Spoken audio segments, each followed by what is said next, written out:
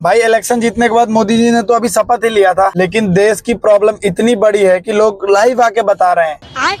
माननीय मोदी जी, आपसे अनुरोध है कि मेरी बीबी को बच्चा नहीं हो रहा है। मैंने ट्राई किया, नहीं हुआ। मैं अपना अबे साले हरामी, अगर इसको बच्चा नहीं हो रहा है तो डॉक्टर कुछ करेगा, मोदी जी आखिर क्या कर सकते हैं इसमें। अरे हम तो फकीर आदमी हैं, झोला लेके चल पड़ेंगे जी।